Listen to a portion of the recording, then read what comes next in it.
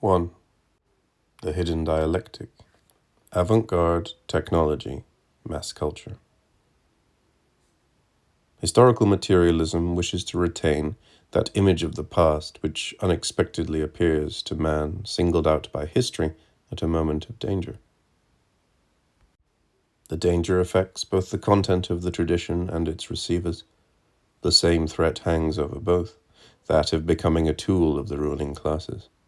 In every era, the attempt must be made anew to wrest tradition away from conformism that is about to overpower it. Walter Benjamin, Theses on the Philosophy of History. 1. When Walter Benjamin, one of the foremost theoreticians of avant-garde art and literature, wrote these sentences in 1940, he certainly did not have the avant-garde in mind at all. It had not yet become part of that tradition which Benjamin was bent on salvaging.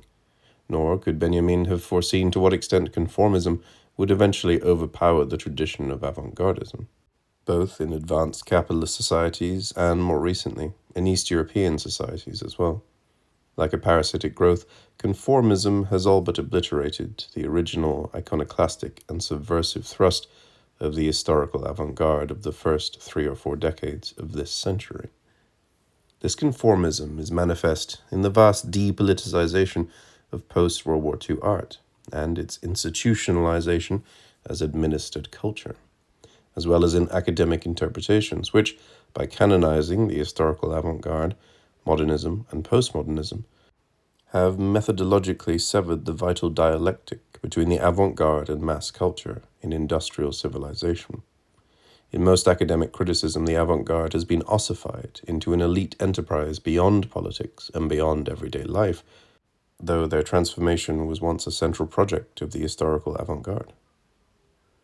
In light of the tendency to project the post-1945 depoliticization of culture back onto the earlier avant-garde movements, it is crucial to recover a sense of the cultural politics of the historical avant-garde. Only then can we raise meaningful questions about the relationship between the historical avant-garde and the neo-avant-garde, modernism and postmodernism, as well as about the aporias of the avant-garde and the consciousness industry, Hans Magnus Enzensberger, the tradition of the new, Harold Rosenberg, and the death of the avant-garde, Leslie Fiedler. For if discussions of the avant-garde do not break with the oppressive mechanisms of hierarchical discourse, high versus popular, the new versus the old new, art versus politics, truth versus ideology. And if the question of today's literary and artistic avant-garde is not placed in a larger socio-historical framework, the prophets of the new will remain locked in futile battle with the sirens of cultural decline, a battle which by now only results in a sense of déjà vu. 2. Historically, the concept of the avant-garde, which until the 1930s was not limited to art, but always referred to political radicalism as well, assumed prominence in the decades following the French Revolution. Henri de Saint-Simon's Opinions littéraires, philosophiques et industrielles, 1825, ascribed a vanguard role to the artist in the construction of the ideal state and the new golden age of the future. And since then, the concept of an avant-garde has remained inextricably bound to the idea of progress in industrial and technological civilization.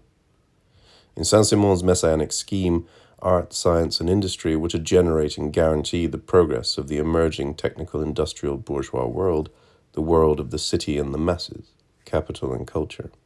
The avant-garde, then, only makes sense if it remains dialectically related to that for which it serves as the vanguard, speaking narrowly to the older modes of artistic expression, speaking broadly to the life of the masses which Saint-Simon's avant-garde scientists, engineers, and artists were to lead into the golden age of bourgeois prosperity. Throughout the 19th century, the idea of the avant-garde remained linked to political radicalism. Through the mediation of the utopian socialist Charles Fourier, it found its way into socialist anarchism and eventually into substantial segments of the bohemian subcultures of the turn of the century. It is certainly no coincidence that the impact of anarchism on artists and writers reached its peak precisely when the historical avant-garde was in a crucial stage of its formation.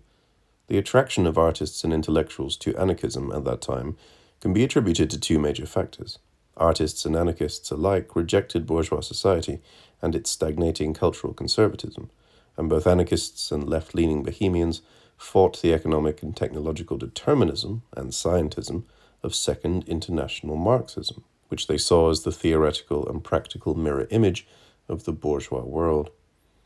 Thus, when the bourgeoisie had fully established its domination of the state and industry, science and culture, the avant-gardist was not at all in the forefront of the kind of struggle Saint-Simon had envisioned. On the contrary, he found himself on the margins of the very industrial civilization which he was opposing, and which, according to Saint-Simon, he was to prophesy and bring about. In terms of understanding the later condemnations of avant-garde art and literature, both by the right, Entartete Kunst, and by the left, bourgeois decadence, it is important to recognize that as early as the 1890s, the avant-garde's insistence on cultural revolt clashed with the bourgeoisie's need for cultural legitimation, as well as with the preference of the Second International's cultural politics for the classical bourgeois heritage. Neither Marx nor Engels ever attributed major importance to culture, let alone avant-garde art and literature, in the working class struggles, although it can be argued that the link between cultural and political economic revolution is indeed implicit in their early works, especially in Marx's Parisian manuscripts and the Communist Manifesto. Nor did Marx or Engels ever posit the party as the avant-garde of the working class. Rather, it was Lenin who institutionalized the party as the vanguard of the revolution in What is to be Done, 1902, and soon after, in his article Party Organization and Party Literature, 1905, severed the vital dialectic between the political and cultural avant-garde, subordinating the latter to the party. Declaring the artistic avant-garde to be a mere instrument of the political vanguard, a cog and screw of one single great social democratic mechanism set in motion by the entire politically conscious avant-garde of the entire working class, Lenin thus helped pave the way for the later suppression and liquidation of the Russian artistic avant-garde, which began in the early 1920s and culminated with the official adoption of the doctrine of socialist realism in 1934. In the West, the historical avant-garde died a slower death, and the reasons for its demise vary from country to country. The German avant-garde of the 1920s was abruptly terminated when Hitler came to power in 1933, and the development of the West European avant-garde was interrupted by the war and the German occupation of Europe. Later, during the Cold War, especially after the notion of the end of ideology took hold, the political thrust of the historical avant-garde was lost, and the center of artistic innovation shifted from Europe to the United States.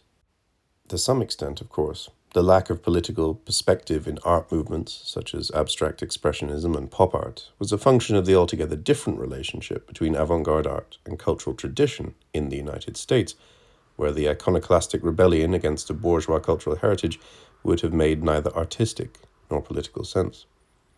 In the United States, the literary and artistic heritage never played as central a role in legitimizing bourgeois domination as it did in Europe. But these explanations for the death of the historical avant-garde in the West at a certain time, although critical, are not exhaustive. The loss of potency of the historical avant-garde may be related more fundamentally to a broad cultural change in the West in the 20th century. It may be argued that the rise of the Western culture industry, which paralleled the decline of the historical avant-garde, has made the avant-garde's enterprise itself obsolete. To summarize, since Saint-Simon, the avant-gardes of Europe had been characterized by a precarious balance of art and politics, but since the 1930s, the cultural and political avant-gardes have gone their separate ways. In the two major systems of domination in the contemporary world, the avant-garde has lost its cultural and political explosiveness and has itself become a tool of legitimation. In the United States, a depoliticized cultural avant-garde has produced largely affirmative culture, most visibly in pop art, where the commodity fetish often reigns supreme. In the Soviet Union and in Eastern Europe, the historical avant-garde was first strangled by the iron hand of Stalin's cultural henchman Zhdanov, and then revived as part of the cultural heritage, thus providing legitimacy to regimes which face growing cultural and political dissent.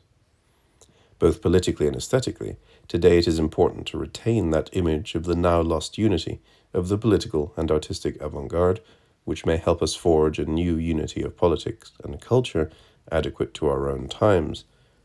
Since it has become more difficult to share the historical avant-garde's belief that art can be crucial to a transformation of society, the point is not simply to revive the avant-garde. Any such attempt would be doomed, especially in a country such as the United States, where the European avant-garde failed to take roots precisely because no belief existed in the power of art to change the world. Nor, however, is it enough to cast a melancholy glance backwards and indulge in nostalgia for the time when the affinity of art to revolution could be taken for granted. The point is rather to take up the historical avant-garde's insistence on the cultural transformation of everyday life, and from there to develop strategies for today's cultural and political context. 3. The notion that culture is a potentially explosive force and a threat to advanced capitalism, and to bureaucratized socialism for that matter, has a long history within Western Marxism, from the early Lukács up through Habermas's legitimation crisis and Knecht Kluge's Öffentlichkeit und Erfahrung. It even underlies, if only by its conspicuous absence, Adorno's seemingly dualistic theory of a monolithically manipulative culture industry and an avant-garde locked into negativity. Peter Burger, a recent theoretician of the avant-garde, draws extensively on this critical Marxist tradition, especially on Benjamin and Adorno. He argues convincingly that the major goal of art movements such as Dada, Surrealism, and the post-1917 Russian avant-garde was the reintegration of art into life praxis, the closing of the gap separating art from reality. Burger interprets the widening gap between art and life, which had become all but unbridgeable in late 19th century aestheticism, as a logical development of art within bourgeois society. In its attempt to close the gap, the avant-garde had to destroy what Burger calls institution art, a term for the institutional framework in which art was produced, distributed, and received in bourgeois society, a framework which rested on Kant's and Schiller's aesthetic of the necessary autonomy of all artistic creation. During the 19th century, the increasingly categorical separation of art from reality, and the insistence on the autonomy of art, which had once freed art from the fetters of church and state, had worked to push art and artists to the margins of society. In the art for art's sake movement, the break with society, the society of imperialism, had led into a dead end, a fact painfully clear to the best representatives of aestheticism. Thus, the historical avant-garde attempted to transform l'art pour l'art's isolation from reality, which reflected as much opposition to bourgeois society as Zola's J'accuse, into an active rebellion that would make art productive for social change. In the historical avant-garde, Burger argues, bourgeois art reached the stage of self-criticism. It no longer only criticized previous art qua art, but also critiqued the very institution art as it had developed in bourgeois society since the 18th century. Of course, the use of the Marxian categories of criticism and self-criticism implies that the negation and sublation, Aufhebung, of the bourgeois institution art is bound to the transformation of bourgeois society itself. Since such a transformation did not take place, the avant-garde's attempt to integrate art and life almost had to fail. This failure, later often labeled the death of the avant-garde, is Burger's starting point and his reason for calling the avant-garde historical. And yet, the failure of the avant-garde to reorganize a new life praxis through art and politics resulted in precisely those historical phenomena which make any revival of the avant-garde's project today highly problematic, if not impossible. Namely, the false sublations of the art-life dichotomy in fascism with its aestheticization of politics, in Western mass culture with its fictionalization of reality, and in socialist realism with its claims of reality status for its fictions. If we agree with the thesis that the avant-garde's revolt was directed against the totality of bourgeois culture and its psychosocial mechanisms of domination and control, and if we then make it our task to salvage the historical avant-garde from the conformism which has obscured its political thrust, then it becomes crucial to answer a number of questions which go beyond Burger's concern with the institution art and the formal structure of the avant-garde artwork.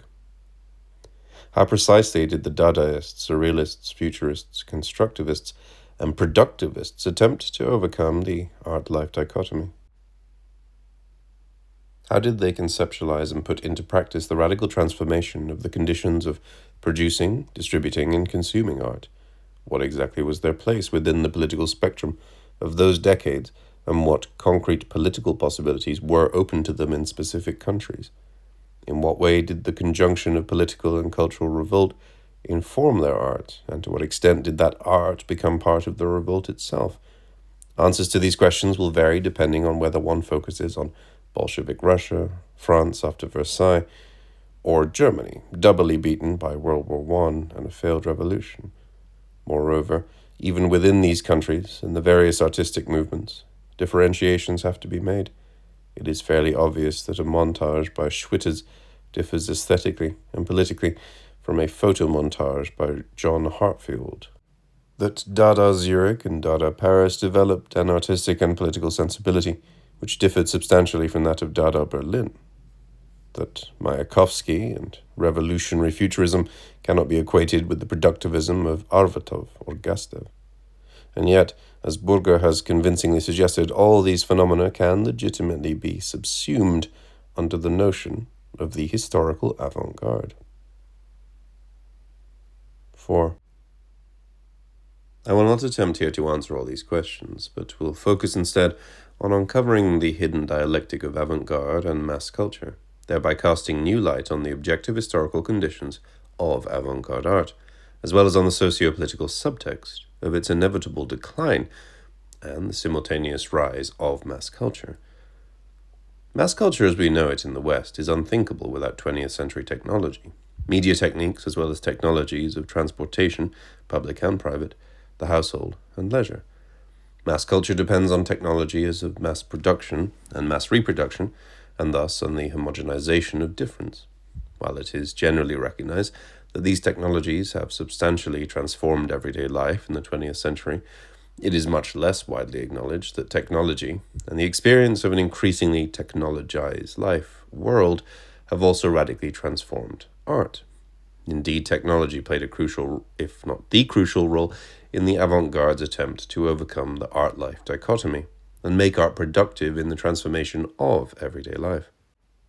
Burger has argued correctly that from Dada on, the avant-garde movements distinguished themselves from preceding movements, such as Impressionism, Naturalism, and Cubism, not only in their attack on the institution art as such, but also in their radical break with the referential mimetic aesthetic and its notion of the autonomous and organic work of art. I would go further. No other single factor has influenced the emergence of the new avant-garde art as much as technology, which not only fueled the artist's imagination, dynamism, machine cult, beauty of techniques, constructivist and productivist attitudes, but penetrated to the core of the work itself. The invasion of the very fabric of the art object by technology, and what one may loosely call the technological imagination, can best be grasped in artistic practices such as collage, assemblage, montage, and photomontage. It finds its ultimate fulfillment in photography and film, art forms which can not only be reproduced, but are in fact designed for mechanical reproduction. It was Walter Benjamin who, in his famous essay, The Work of Art in the Age of Mechanical Reproduction, first made the point that it is precisely this mechanical reproducibility which has radically changed the nature of art in the 20th century, transforming the conditions of producing, distributing, and receiving/consuming art.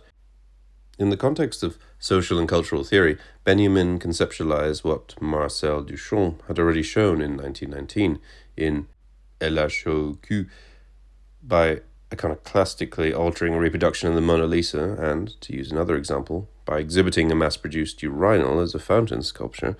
Marcel Duchamp succeeded in destroying what Benjamin called the traditional artwork's aura, that aura of authenticity and uniqueness that constituted the work's distance from life and that required contemplation and immersion on the part of the spectator. In another essay, Benjamin himself acknowledged that the intention to destroy this aura was already inherent in the artistic practices of Dada, the destruction of the aura, of seemingly natural and organic beauty, already characterized the works of artists who still created individual rather than mass reproducible art objects.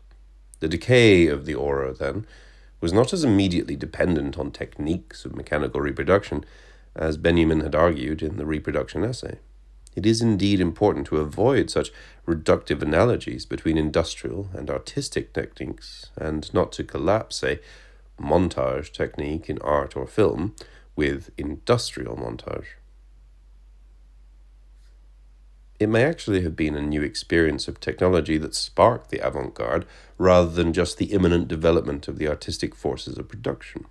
The two poles of this new experience of technology can be described as the aestheticization of technics since the late 19th century. World expos, garden cities, the Cité Industrielle of Tony Garnier, the Città Nuova of Antonio Sant'Elia, the Werkbund, etc. on the one hand, and the horror of techniques inspired by the awesome war machinery of World War I on the other. And this horror of techniques can itself be regarded as a logical and historical outgrowth of the critique of technology and the positivist ideology of progress articulated earlier by the 19th century cultural radicals, who in turn were strongly influenced by Nietzsche's critique of bourgeois society. Only the post-1910 avant-garde, however, succeeded in giving artistic expression to this bipolar experience of technology in the bourgeois world by integrating technology and the technological imagination in the production of art.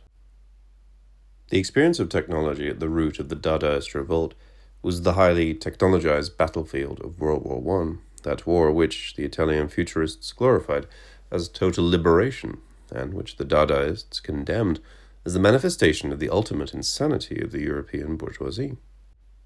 While technology revealed its destructive power in the big materielle Schlachten of the war, the Dadaists projected technology's destructivism into art and turned it aggressively against the sanctified sphere of bourgeois high culture, whose representatives, on the whole, had enthusiastically welcomed the war in 1914. Dada's radical and disruptive moment becomes even clearer if we remember that bourgeois ideology had lived off the separation of the cultural from industrial and economic reality, which of course was the primary sphere of technology. Instrumental reason, technological expansion, and profit maximization were held to be diametrically opposed to the schöner Schein, beautiful appearance, and interesseloses, wohlgefallen, disinterested pleasure, dominant in the sphere of high culture. In its attempt to reintegrate art and life, the avant-garde, of course, did not want to unite the bourgeois concept of reality with the equally bourgeois notion of high autonomous culture. To use Marcuse's terms, they did not want to weld the reality principle to affirmative culture, since these two principles constituted each other precisely in their separation. On the contrary, by incorporating technology into art, the avant-garde liberated technology from its instrumental aspects, and thus undermined both bourgeois notions of technology as progress and art as natural, autonomous, and organic.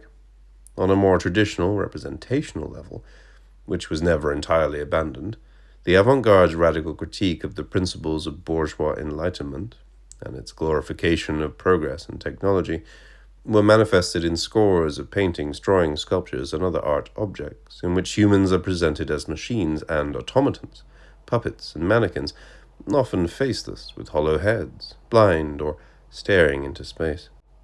The fact that these presentations did not aim at some abstract human condition, but rather critique the invasion of capitalism's technological instrumentality into the fabric of everyday life, even into the human body, is perhaps most evident in the works of Dada Berlin, the most politicized wing of the Dada movement. While only Dada Berlin integrated its artistic activities with the working-class struggles of the Weimar Republic, it would be reductive to deny Dada Zurich or Dada Paris any political importance, and to decree that their project was only aesthetic, only cultural. Such an interpretation falls victim to the same reified dichotomy of culture and politics, which the historical avant-garde had tried to explode. 5. In Dada, technology mainly functioned to ridicule and dismantle bourgeois high culture and its ideology, and thus was ascribed an iconoclastic value in accord with Dada's anarchistic thrust.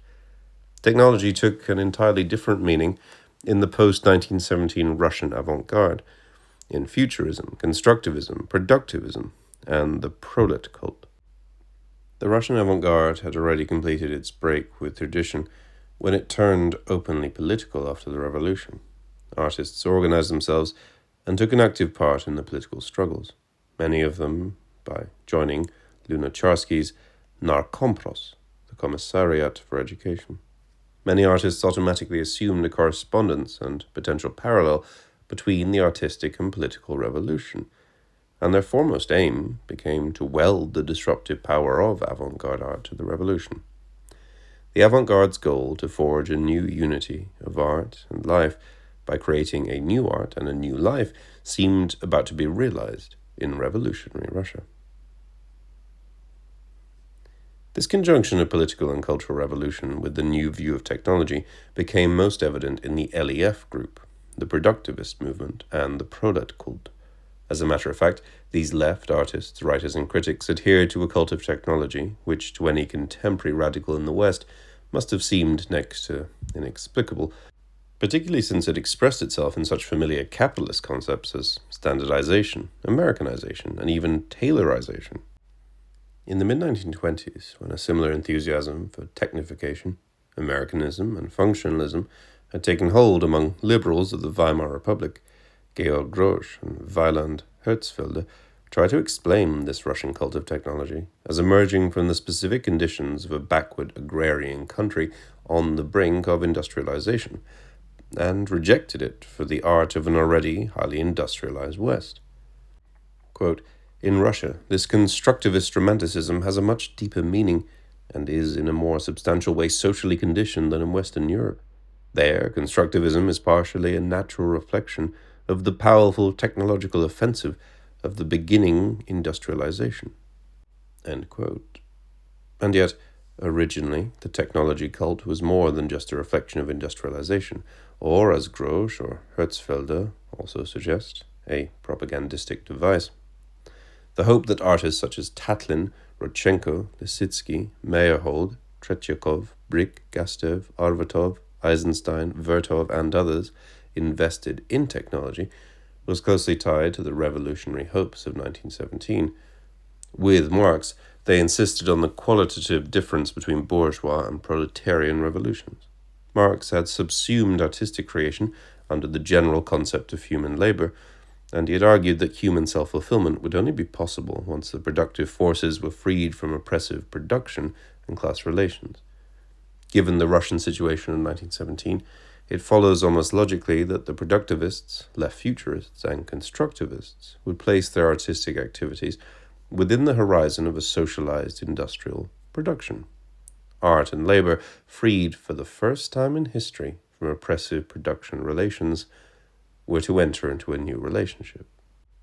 Perhaps the best example of this tendency is the work of the Central Institute of Labor, CIT, which, under the leadership of Alexei Gastev, attempted to introduce the scientific organization of labor, NOT, into art and aesthetics. The goal of these artists was not the technological development of the Russian economy at any cost, as it was for the party from the NEP period on, and as it is manifest in scores of later socialist realist works, with the fetishization of industry and technology. Their goal was the liberation of everyday life from all its material, ideological, and cultural restrictions. The artificial barriers between work and leisure, production and culture were to be eliminated. These artists did not want a merely decorative art, which would lend its illusory glow to an increasingly instrumentalized everyday life. They aimed at an art which would intervene in everyday life by being both useful and beautiful, an art of mass demonstrations and mass festivities, an activating art of objects and attitudes, of living and dressing, of speaking and writing. Briefly, they did not want what Marcuse has called affirmative art, but rather a revolutionary culture, an art of life. They insisted on the psycho-physical unity of human life, and understood that the political revolution could only be successful if it were accompanied by a revolution of everyday life. 6. In this insistence on the necessary organization of emotion and thought, Bogdanov, we can actually trace a similarity between late 19th century cultural radicals and the Russian post-1917 avant-garde, except that now the role ascribed to technology has been totally reversed. It is precisely the similarity, however, which points to interesting differences between the Russian and the German avant-garde of the 1920s, represented by Grosch, Hartfield, and Brecht, among others. Despite his closeness to Tretyakov's notions of art as production and the artist as operator, Brecht never would have subscribed to Tretyakov's demand that art be used as a means of the emotional organization of the psyche. Rather than describing the artist as an engineer of the psyche, as a psycho-constructor, Brecht might have called the artist an engineer of reason. His dramatic technique of Verfremdungseffekt relies substantially on the emancipatory power of reason and on rational ideology critique, principles of the bourgeois enlightenment which Brecht hoped to turn effectively against bourgeois cultural hegemony. Today we cannot fail to see that Brecht, by trying to use the Enlightenment dialectically, was unable to shed the vestiges of instrumental reason, and thus remained caught in that other dialectic of enlightenment which Adorno and Horkheimer have exposed. Brecht, and to some extent also the later Benjamin, tended toward fetishizing technique, science, and production in art, hoping that modern technologies could be used to build a socialist mass culture. Their trust that capitalism's power to modernize would eventually lead to its breakdown was rooted in a theory of economic crisis and revolution which, by the 1930s, had already become obsolete.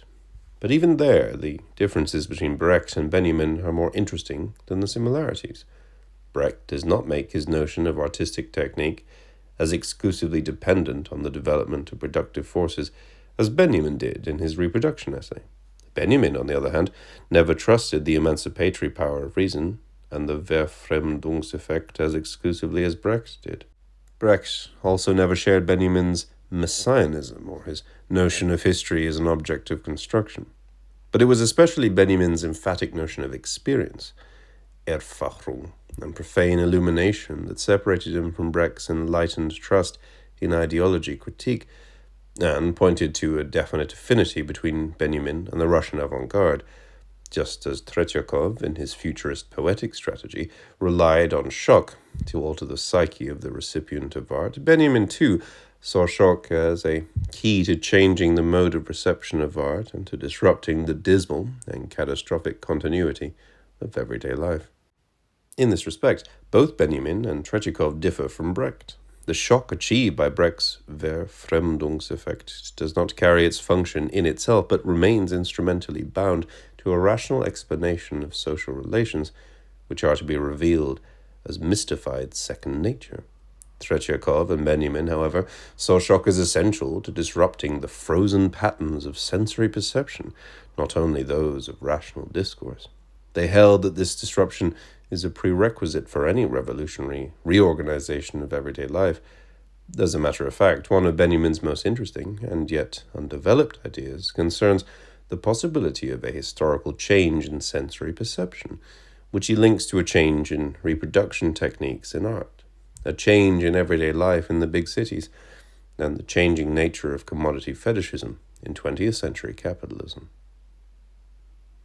It is highly significant that just as the Russian avant-garde aimed at creating a socialist mass culture, Benjamin developed his major concepts concerning sense perception, decay of aura, shock, distraction, experience, etc., in essays on mass culture and media, as well as in studies on Baudelaire and French surrealism. It is in Benjamin's work of the 1930s that the hidden dialectic between avant-garde art and the utopian hope for an emancipatory mass culture can be grasped alive for the last time.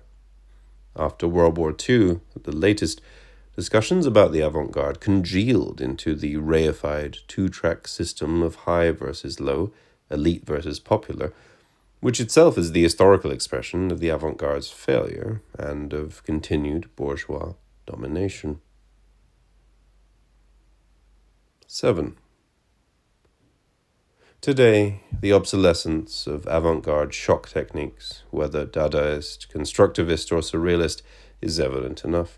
One need only think of the exploitation of shock in Hollywood productions such as Jaws or Close Encounters of the Third Kind, in order to understand that shock can be exploited to reaffirm perception rather than change it. The same holds true for a Brechtian type of ideology critique. In an age saturated with information, including critical information, the Verfremdungseffect has lost its demystifying power. Too much information, critical or not, becomes noise. Not only is the historical avant-garde a thing of the past, but it is also useless to try and revive it under any guise. Its artistic inventions and techniques have been absorbed and co-opted by Western mass-mediated culture in all its manifestations, from Hollywood film, television, advertising, industrial design, and architecture, to the aestheticization of technology and commodity aesthetics. The legitimate place of a cultural avant-garde, which once carried with it the utopian hope for an emancipatory mass culture under socialism, has been preempted by the rise of mass-mediated culture and its supporting industries and institutions. Ironically, technology helped initiate the avant-garde artwork and its radical break with tradition, but then deprived the avant-garde of its necessary living space in everyday life. It was the culture industry, not the avant-garde, which succeeded in transforming everyday life in the 20th century. And yet, the utopian hopes of the historical avant-garde are preserved, even though in distorted form, in this system of secondary exploitation, euphemistically called mass culture. To some, it may therefore seem preferable today to address the contradictions of technologized mass culture, rather than pondering over the products and performances of the various neo-avant-gardes, which, more often than not, derive their originality from social and aesthetic amnesia. Today, the best hopes of the historical avant-garde may not be embodied in artworks at all, but in decentered movements which work toward the transformation of everyday life. The point then would be to retain the avant-garde's attempt to address those human experiences which either have not yet been subsumed under capital, or which are stimulated but not fulfilled by it. Aesthetic experience in particular must have its place in this transformation of everyday life, since it is uniquely apt to organize fantasy, emotions, and sensuality against that repressive de-sublimation, which is so characteristic of capitalist culture since the 1960s.